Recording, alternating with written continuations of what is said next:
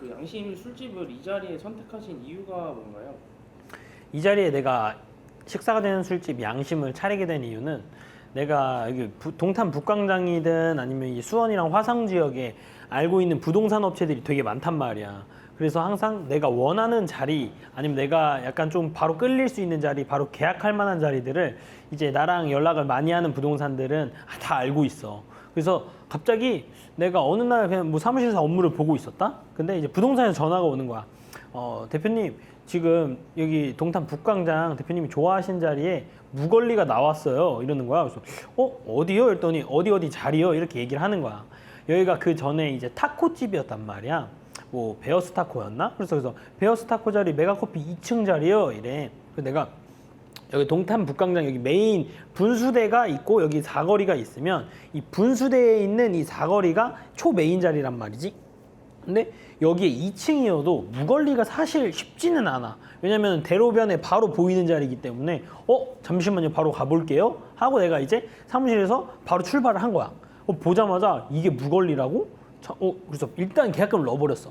놓치기 싫으니까. 이거는 뭘 해도 그냥 내가 돈을 버는 거거든. 그래서 일단 계약할게요 하고 계약을 해놓고 이제 그 다음에 생각을 한 거야. 사실 무엇을 할지. 그래서 정해진 것도 없이 일단 좋은 자리니까 일단 내가 빨리 잡아야겠다. 무걸리니까. 그 생각이 가장 컸던 것 같고, 빨리 잡고 나서 여기 2층인데 무엇을 할까? 여기가 평수도 어떻게 보면 그렇게 큰 평수가 아니란 말이야. 한 20평 후반, 30평 초반 될 거야. 그래서 이거 뭐를 할지 계속 고민을 했어.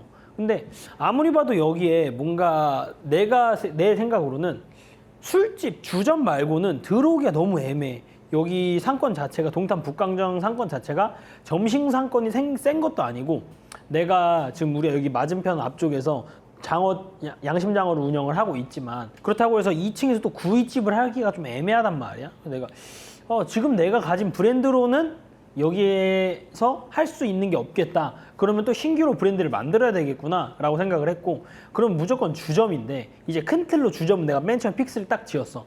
주점을 해야 되겠는데 주점도 되게 많잖아. 어떤 주점을 해야 될까 되게 이제 고민을 많이 했던 거야. 그때 당시에 막 뜨고 있었던 건 사실 여기 동탄 북광장에 이자카야가 되게 많이 뜨고 있었단 말이야. 이제 이자카야, 퓨전 이자카야 막 이런 게 되게 많았어. 그러니까 이자카야만 여기 근처에 그때 한 신규 오픈한 매장들만 8개에서 한 10개 정도 다 이자카야였어. 그래서 이자카야는 이제 내가 생각해서 끝물인 것 같고, 가만 생각을 해보니 요즘 사람들이 술을 늦게까지 안 먹잖아. 밤 늦게 막 부어라 마셔라 이러지 않는단 말이야. 12시 되면 다 끊기고 이미 한 10시부터도 되게 많이 끊겨. 늦게까지 먹는 사람이 되게 없기 때문에, 그러면 술집으로 2바퀴를 돌려야 되는데, 내 생각으로 2바퀴를 돌리려면 최대한 일찍 손님들을 많이 채워야 되고, 그 다음에 뭐 조금씩 해서 한 2바퀴를 만들어 나가야겠다 이렇게 생각을 한 거지. 그래서 나는 손님들이 저녁 식사 때 술집에 올 수 있는 그런 카테고리의 술집을 만들어야겠다. 그러면 어떠한 술집이 조금 더 이른 시간에 여기에서 식사를 하면서 뭔가 이제 술 반주를 하면서 이런 메뉴가 뭐가 있을까? 그러면 결국 돌고 돌아 내가 생각했을 때는 한식이란 말이야. 우리가 해외를 나가던 아니면 어떠한 음식을 먹던 우리의 정체성이 뭐야? 우리는 한국인이잖아. 그러면 어떤 음식, 어떤 맛있는 음식을 먹어도 결국에는 김치찌개가 생각나고 된장찌개가 생각나고 청국장이 생각나고 이런단 말이야. 왜냐면 우리가 한국 사람이니까 결국은 한식을 먹을 수밖에 없어. 한식이 생각날 수밖에 없고, 이자카야가 생겨나든 아니면 뭐 어떤 음식 종류가 유행이 돌고 돌든 결국은 나는 돌고 돌아 한식이라는 걸 그때 당시에 다시 한번 생각을 했고, 그러면 나는 한식주점을 해야겠다. 한식주점이 그때 뭐 조금 있긴 했지만 내가 생각했을 때는 정통의 한식주점은 많이 없었단 말이야. 이 상권에서도. 나는 무조건 수제 요리 컨셉, 다음에 한식주점, 하지만 식사가 되는 술집, 그래서 안주의 퀄리티를 되게 높일 거고, 다음에 식사가 되는, 다음에 가족끼리도 또 올 수 있는 이런 느낌의 바이브를 내가 큰 틀을 잡은 거지. 그래서 내가 한식주점이라는 이제 컨셉을 잡은 거고, 식사가 되는 술집 이렇게 컨셉을 또 잡았어. 맨 처음에는 막 무국적 술집, 뭐 식사가 되는 술집, 여러 막 이런 앞에 형용사들을 고민을 되게 많이 했는데, 손님들이 딱 밖에 여기가 어떻게 보면은 메인 간판 자체가 여기 메인 사거리 분수대에서 딱 봤을 때 보인단 말이야. 근데 2층인데 그냥 애매하게 앞에 이런 단어가 없이 뭐 술집 양심, 뭐 한식주점 양심 이러면 딱 끌리지가 않을 것 같은 거야. 그래서 그냥 간판 자체에다가 식사가 되는 술집 양심 이렇게 때려버린 거거든. 그랬을 때 사람들이 저기 식사가 된다고 하네? 그럼 한번 뭐가 있는지 볼까? 배가 고프면 이제 요즘에 사람들은 사실 1, 2, 3차 문화가 없단 말이야. 그냥 술집에서 밥술 해버려 그냥. 그렇기 때문에 뭔가 나는 이제 포인트 자체를 간판 자체를 이렇게 줘버리면 그러면 저기서 그냥 밥술 하자. 나도 그런단 말이야. 뭐 돈이 있고 없어서가 아니라 그냥 뭔가 1차 먹고 2차 먹고 3차 먹을 그냥 그러기 자체가 쉽지가 않은 것 같아. 뭔가 1차를 먹고 길어봤자 뭐 2차 이러면 난 끝나는 것 같고 웬만해서는 다 1차에서 뭐 술이랑 뭐 밥이랑 같이 먹던 아니면은 뭐 다른 거랑 같이 먹던 이런 식으로 해서 1, 2차에 최대한 빨리 끝내기 때문에 나는 식사가 되는 술집이라는 이제 매장이 나오게 된 거야. 어쨌든 이 술집이라는 거를 지금까지 한 번도 운영해보지 않은 카테고리인데 좀 이걸 운영하면서 좀 안 될 수도 있었던 조건이 좀 있을까요? 사실 우리도 이 주점이라는 카테고리를 한 번도 해보지 않았고 술집도 생각도 안 했어. 나는 우리가 이제 아침에 하고 있고 다음에 이제 점심 저녁 상권에만 이제 최적화되어 있었기 때문에 이 술집에 대한 상권 사실 그렇게 좀 선호하지도 않았고 처음 이제 해보는 도전이었기 때문에 이제 또 마찬가지로 우리 주위에서 많은 사장님들과 좀 거래처 대표님들이 술집까지 하려고 해요 막 이러면서 술집은 너무 힘들어요 막 이런 얘기를 많이 들었고 사실 술집 자체가 일단 무조건 우리는 원래 2바퀴를 돌리는 장사 했잖아. 점심 저녁. 근데 술집은 리스크가 되게 컸던 것도 맞아. 그렇기 때문에 내가 컨셉을 식사가 되는 술집이라는 컨셉을 빨리 잡은 거고 그래서 내가 빠른 시간에 손님을 일단 땡겨고 그 다음부터는 한 팀, 두 팀, 세 팀, 네 팀 이렇게 해가지고 총 2바퀴를 좀 돌려야겠다는 큰 틀이 있었단 말이야.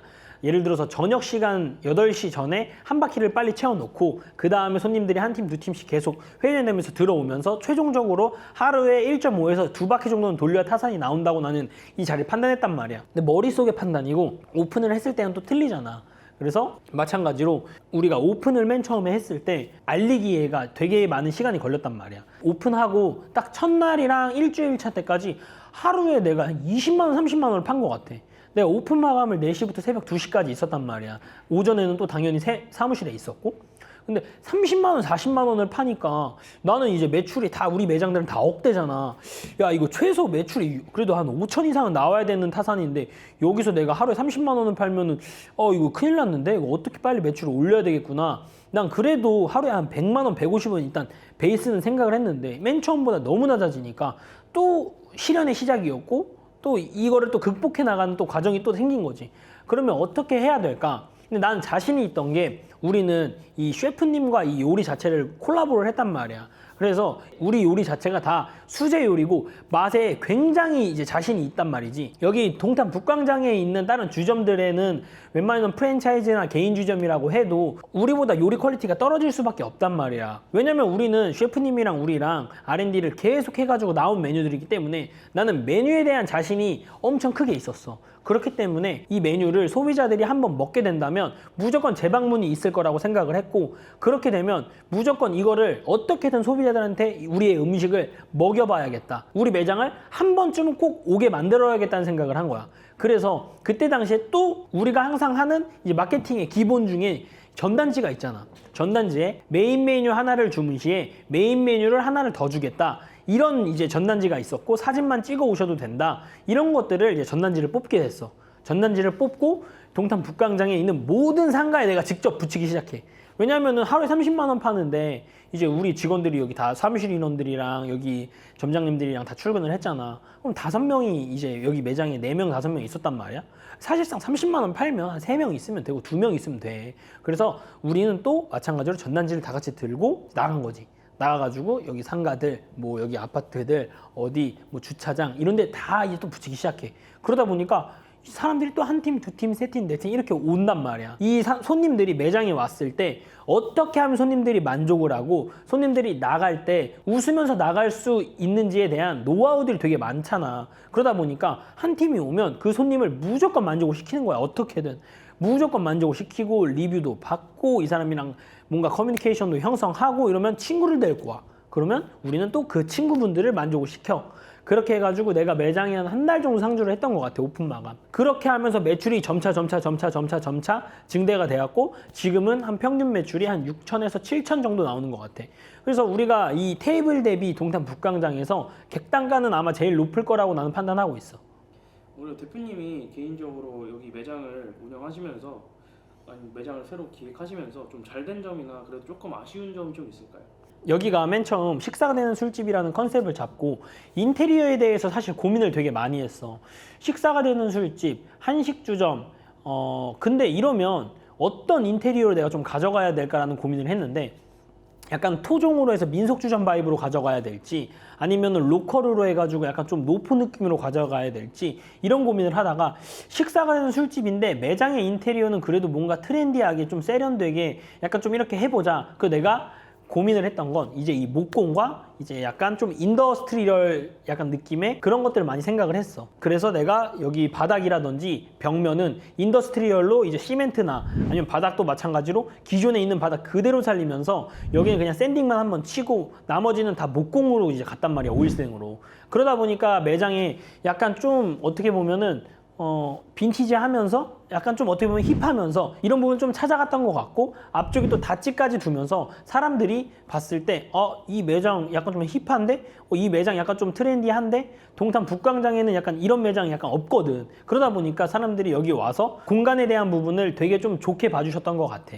그리고 우리는 이 그릇 있잖아, 음식에 나오는 그릇들도 다 도자기를 썼단 말이야. 여기는 도자기도 이천에서 라기안 작가님이라고 있어, 공방을 하시는 분. 그분의 도자기를 다 써가지고 약간 브랜드 스토리를 입히는 작업을 되게 많이 했어. 우리의 음식 자체는 수제 요리고 음식을 담는 그릇들, 앞접시 이런 것도 다 도자기를 쓴다. 이거 사실 쉽지 않단 말이야. 도자기는 툭 하면 깨져. 이게 얼만데 이 자체가 그릇 하나에 비용 자체가 엄청 크기 때문에 일반 프랜차이즈 매장에서는 다 멜라닌 그릇 쓰고 안 깨지는 그릇을 쓰는데, 우리는 이거 자체에 감성이 있단 말이야. 그리고 도자기에서 사진을 찍었을 땐 음식이 더 훨씬 나오게 되고, 우리의 브랜드 스토리와 다음에 우리의 음식에 대한 그런 진심, 이게 다 이 그릇에서부터 나는 느껴진다고 생각을 했기 때문에 컨셉 자체를 그렇게 잡았고, 매장에서 내가 항상 얘기하는 것 중에 하나가 뭐야? 퍼포먼스란 말이야. 그래서 매장에서 딱 들어왔을 때 약간 도자기존 같은 거를 내가 만들어 놨어. 도자기존과 우리는 테이블에 조그만 초를 하나씩 다 켜주잖아. 그래서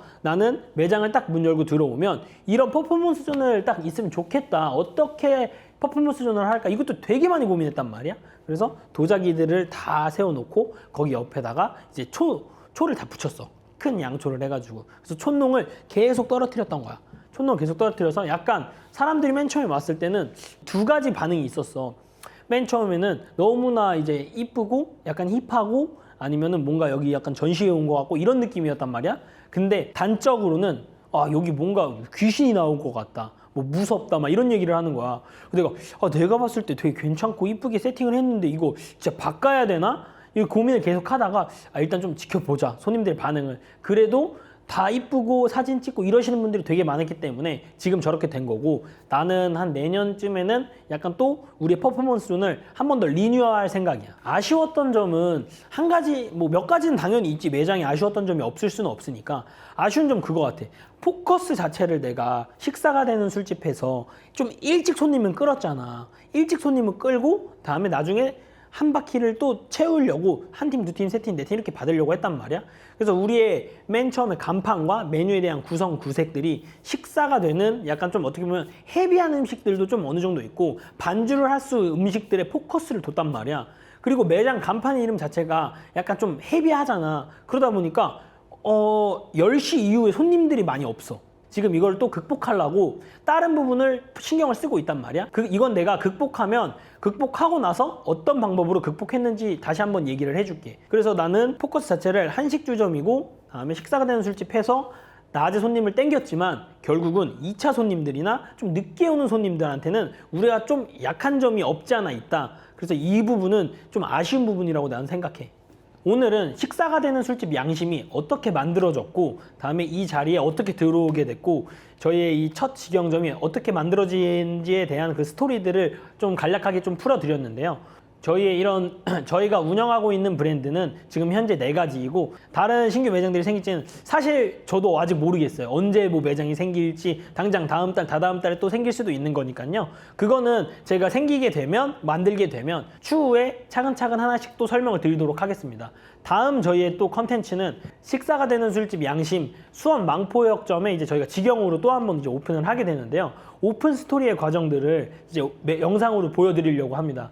이 부분이 좀 궁금하시거나 다음 매장을 우리가 또 어떻게 매장을 세팅을 하고 어떻게 운영을 해서 매출을 또 올리고 자리를 잡는 과정을 좀 궁금하시다면 댓글이랑 또 구독 꼭 한 번씩 부탁드리고요. 앞으로도 좀 많은 관심 부탁 좀 드리겠습니다. 감사합니다.